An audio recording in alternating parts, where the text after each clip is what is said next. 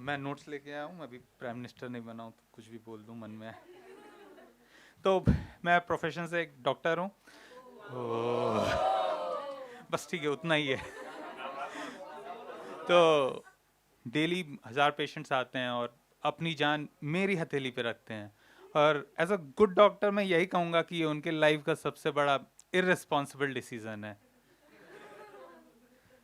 तो कई बार serious patient भी आते हैं तो, लेकिन वो उतनी तेजी से भाग जाते हैं, बोलते हैं तो मैं बुरा नहीं मानता, मैं अपना कॉन्फिडेंस ऊपर रखता हूँ। मुझे लगता है कि क्या पता वो मेरी फीस अफोर्ड ही नहीं कर पाता हो, चाहे वो 20 रुपए ही क्यों ना हो। तो बचपन से ही डॉक्टर बनने का सपना था मेरे माँ बाप का, उनके बचपन से, जब वो दादी नानी के पेट में थे। तो मुझे भी इंसानियत से बहुत लगाव था, स्पेशली फीमेल्स, और वो भी रशियन। तो इसलिए मैं रशिया के मेडिकल कॉलेज में एडमिशन लेने चला गया, लेकिन उन्होंने भी वहाँ से तब भी भगा दिया, कहा कि 11th-12th में अकाउंट्स लेके थोड़ी डॉक्टर बनते हैं, उसके लिए बायो लेनी पड़ती है।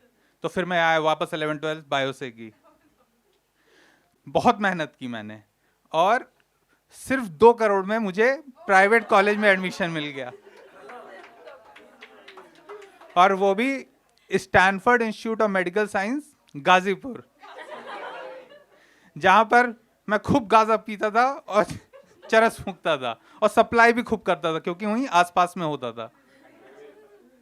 मेडिकल कॉलेज वाज फन कि वहां पे फर्स्ट ईयर में सीनियर ऐसे घूमते हैं जैसे अनएम्प्लॉयड टेररिस्ट घूम रहे हो, कहीं पर शरीर में कहीं पर भी हमला कर सकते हैं। तो आदमी खुद के लिए तो सह सकता है, लेकिन अपनी आने वाली जनरेशन के लिए नहीं सह सकता। तो अब इसलिए हमने एब्डोमिनल गार्ड खरीद के ले आए, सबसे सस्ता वाला। तो ले आए, घूमते रहे, पड़ जाती थी, सह लेते थे। पहले दिन कुछ दिन में तो डिस्कम्फर्ट महसूस हुआ, तो खुशी भी हुई कि अपना इस एज ग्रुप में सबसे बड़ा है। लेकिन 8वें-10वें दिन तक लगने लगा कि ये चल नहीं पाएगा। तो फिर हम दुकानदार के पास गए, हम बोले भैया आपने ये क्या दे दिया, इतना डिस्कम्फर्ट महसूस क्यों हो रहा है? तो वो कहता है भैया आपने ही तो सबसे सस्ता वाला मांगा था, तो आपको ही हमने 5th क्लास का दे दिया था। तो आजकल पेशेंट जो हैं काफ़ी वायलेंट हो जाते हैं डॉक्टर पर। तो एक पेशेंट आया तो हमने उससे बोला कि आपने आने में देर कर दी, आपको डायबिटीज़ हो चुका है। तो पेशेंट बोलता है उफ, मैं ही बेवकूफ़ हूँ, अगर मैं सुबह गूगल मैप डालकर आ जाता तो शायद मुझे डायबिटीज़ ना होता। तो मैं बोला ऐसी बात नहीं है। लेकिन नॉर्मली पेशेंट, ये तो पेशेंट इतना कॉर्डियल बिहेव कर रहा था। नॉर्मली क्या होता है, डॉक्टर साहब आपने तो जिस दिन डायबिटीज़ पढ़ाया जा रहा होगा उस दिन आपने कॉलेज से बंक मार दिया होगा, आपने तो डायबिटीज़ का कभी पेशेंट देखा ही नहीं, हम कहीं और दिखा लेंगे। तो उस दिन मेरा और उस पेशेंट का मोमेंट बन गया। तो हम ऐसे मेरे 150 पेशेंट्स के साथ मोमेंट बन चुके हैं। तो करीब 150 अंकलों ने स्मूचेस दे चुके हैं, और 20 आंटियां झापड़ भी मार चुकी हैं। फर्स्ट ईयर में रैगिंग दी, फिर सेकंड ईयर में रैगिंग लेने की बात आई।